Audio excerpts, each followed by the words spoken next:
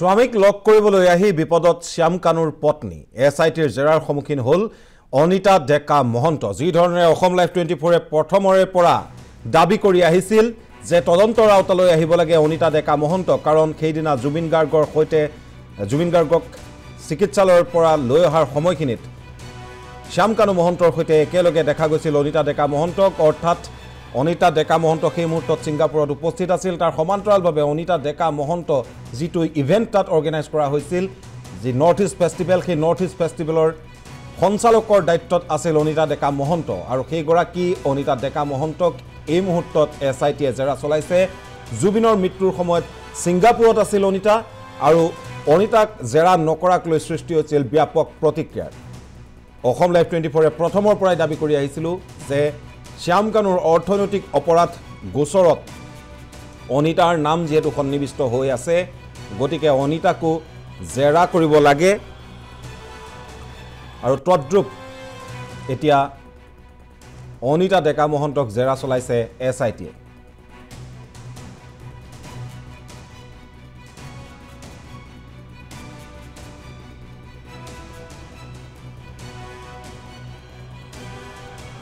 আৰু আজি পুৱাৰ ভাগত এনেদৰে স্বামীক সাক্ষাতৰ বাবে আহিছিল প্ৰথম দিনটোৰে পৰা কোনোবা দিনা যদি মাছ কোনোবা দিনা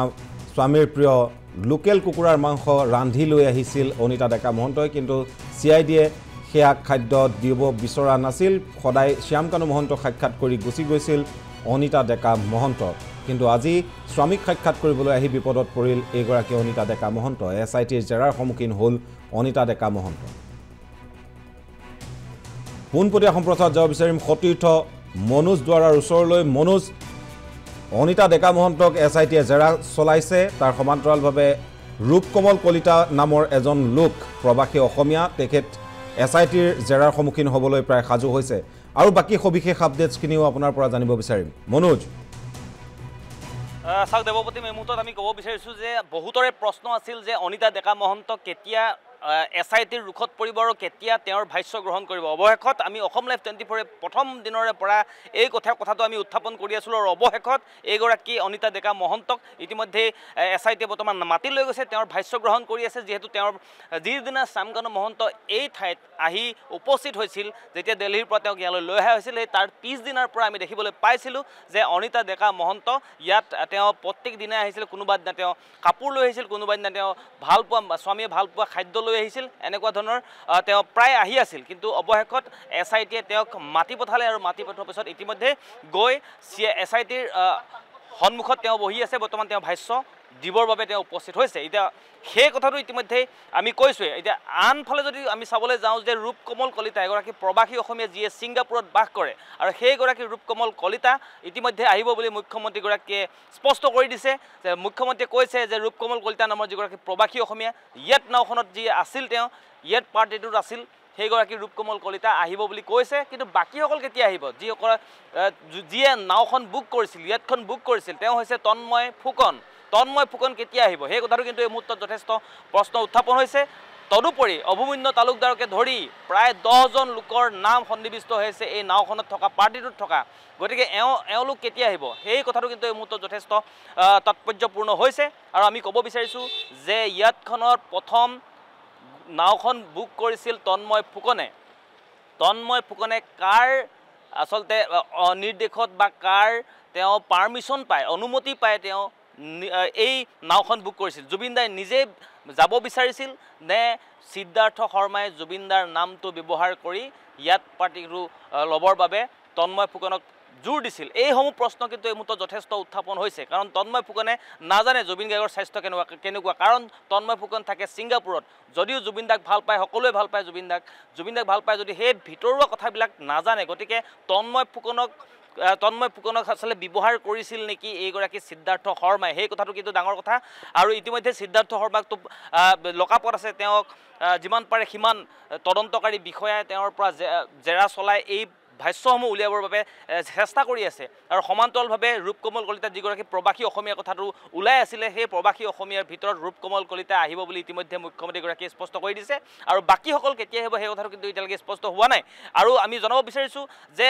সেই সময়ত যেতিয়া ঘটনাটো হৈছিল জুবিন দাৰ যেতিয়া ঘটনাটো হৈছিল যেতিয়া তেওঁ পানীত সাঁতুৰি আছিল তেতিয়া এগৰাকী কেপ্টেইন আছিল ইয়াতখনত এগৰাকী কেপ্টেইন আছিল সেই কেপ্টেইনগৰাকীয়ে প্ৰথমতে কৈছিল যে জুবিন দাই যেতিয়া পানীলৈ নামি গৈছিল তেতিয়া লাইফ জেকেট নোহোৱাকৈ পানীত নমাটো কিমান দূৰ সমীচীন হৈছিল সেই কথাটো কিন্তু তেতিয়া কৈছিল যে লাইফ জেকেট নোহোৱাকৈ পানীত নামিব নালাগে যিটো সাগৰৰ ঢৌৰ কথা কোনেও নাজানে সাগৰৰ কথা কোনেও নাজানে তাত কেনেকুৱা কি হয় সেই কথাটো কোনেও নাজানে গতিকে সেই সন্দৰ্ভত সেই কেপ্টেইনগৰাকীয়ে কিন্তু যথেষ্ট কথা জানিব পাৰে সেইকাৰণে কিন্তু কেপ্টেইনগৰাকীকো ইয়ালৈ মাতি অনাটো কিন্তু এটা বিশেষ প্ৰসংগ উত্থাপন হৈছে মুহূৰ্তত কাৰণ কেপ্টেইনগৰাকীয়ে যথেষ্ট কথা জানিছিল তেওঁ যেতিয়া পানীত নামি গৈছিল সেই সম্পৰ্কেও জানিছিল যেতিয়া ঘটনাটো সংঘটিত হৈছিল সেই সম্পৰ্কৰ কথাও জানিছিল তাৰ পৰা ঘটনাৰ পৰা জুবিন দাক উঠাই অনা সেই সমগ্ৰ দৃশ্য কেপ্টেইনগৰাকীয়ে কিন্তু চাই আছিল গতিকে তেওঁ সেই পানীৰ গভীৰতাৰ কথা বা পানীৰ যিটো তাত কেনেকুৱা ধৰণৰ পানী কি পৰিৱেশ সেই পৰিৱেশটোৰ কথা তেওঁ জানে গতিকে তেখেতৰো কিন্তু ইয়ালৈ মাতি অনাটো সকলোৱে এই মুহূৰ্তত প্ৰাসংগিকতা হৈ পৰিছে আৰু গতিকে এই কেপ্টেইনগৰাকীয়ে কিন্তু যথেষ্ট কথা জানিব পাৰে গতিকে যদিহে কেপ্টেইনগৰাকীক মাতি অনা নহয় কিন্তু এই গোটেই তদন্ত প্ৰক্ৰিয়াৰো কিছু আধৰুৱা হ'ব বুলি বহুতে মত পোষণ কৰিছে গতিকে সেই ক্ষেত্ৰতো এইসকল প্ৰবাসী অসমীয়াৰ লগতে সেই কেপ্টেইনগৰাকীকো মাতি অনাটো জৰুৰী বুলি সকলোৱে ভাবিছে আৰু সমান্তৰালভাৱে প্ৰবাসী অসমীয়াৰ কথাটো ইতিমধ্যে আমি কৈছোঁ ছিংগাপুৰত তেওঁলোকে বাস কৰে আৰু তেওঁলোকে ইতিমধ্যে আমি কৈছোঁ যে তন্ময় ফুকন নামৰ যিগৰাকী লোক প্ৰবাসী অসমীয়া তেওঁ ঘৰ টিয়কত সেইগৰাকী তন্ময় ফুকন বৰ্তমানো ছিংগাপুৰত আছে তেওঁ কেতিয়া এই CIDৰ কাৰ্যালয় আহিব তেওঁ কিমানখিনি পৰ্যায়ত গৈ আচলতে এই ইয়াত পাৰ্টিটো বুক কৰিবলগীয়া হৈছিল তেওঁলোকে নিজৰ উল্লাসতে এই বিয়াৰ পাৰ্টিটো বুক কৰিছিল নে জুবিনদাৰ নাম লৈ সিদ্ধাৰ্থ শৰ্মাই তেখেতৰ ব্যৱহাৰ কৰিছিল এই সম্পৰ্কে কিন্তু জানিবৰ বাবে সকলো উৎসুক হৈ আছে সমান্তৰালভাৱে প্ৰবাসী অসমীয়াৰ যিটো তাৰ এছ'চিয়েশ্যন এখন আছে ছিংগাপুৰত সেই এছ'চিয়েশ্যনখনৰ সভাপতি আছে এইগৰাকী অভিমন্যু তালুকদাৰ আৰু অভিমন্যু তালুকদাৰকো এই মুহূৰ্তত মাতি অনা কথাটো সকলোৱে মত পোষণ কৰিছে গতিকে এই সন্দৰ্ভত যদি আমি চাবলৈ যাওঁ প্ৰায় 10 গৰাকীতকৈ বেছি 10ৰ পৰা 15মান গৰাকী ব্যক্তি তাতে উপস্থিত আছিল তেওঁলোকে বগা সাজ পৰিধান কৰি আছিলে আৰু এইসকল লোকক কিন্তু মাতি অনাটো অতি শীঘ্ৰে জৰুৰী হৈ পৰিছে আৰু সমান্তৰালভাৱে আমি কৈছোঁ যে এজনকৈ ইতিমধ্যে কেইবাজনো লোক ইতিমধ্যে আহি উপস্থিত হৈছে তেওঁলোকৰ দুগৰাকী ব্যক্তিগত সহায়ক এগৰাকী সাধন নাথ তেখেতে কিন্তু যথেষ্ট কথা কৈছে যে ব্যক্তিগত সহায়ক হিচাপে জুবিন দাক যথেষ্টখিনি তেওঁ ওচৰৰ পৰা পাইছিল আৰু কিখিনি বিচাৰিছিল বা ঔষধৰ কথা বা কিমান কি ঔষধ খাইছিল বা সেইখিনি কথা তেওঁ স্পষ্টকৈ কৈছে আৰু CIDৰ ভিতৰত SIT তেওঁলোকক সুধি আছে সোধপোছ কৰি আছে ভাষ্য গ্ৰহণ কৰি আছে প্ৰত্যেকৰে ভাষ্য গ্ৰহণ কৰিছে SIT আমি দেখিবলৈ পাইছোঁ CID কিন্তু এই ক্ষেত্ৰত কৃপণালি কৰা নাই আমি দেখিছোঁ তেওঁলোকে প্ৰথমৰ পৰা আজিলৈকে এতিয়ালৈকে যিখিনি কাম কৰিছে বা যিখিনি তেওঁলোকে কাৰোবাৰ ভাষ্য ল'বলগীয়া হৈছে বা কাৰোবাৰ তেওঁলোকে যে বিভিন্ন ধৰণৰ তদন্ত প্ৰক্ৰিয়াটো কেনেকৈ আগবঢ়াই নিব লাগে এই গোটেইখিনি কথা কিন্তু তেওঁলোকে খুব পুংখানুপুংখভাৱে আচলতে চাইছে বুলি আমি ধৰিব পাৰিছোঁ আৰু সমান্তৰালভাৱে কিন্তু মুখ্যমন্ত্ৰী ক্ষেত্ৰতো আমি যদি চাবলৈ যাওঁ মুখ্যমন্ত্ৰীয়ে খুব তেওঁ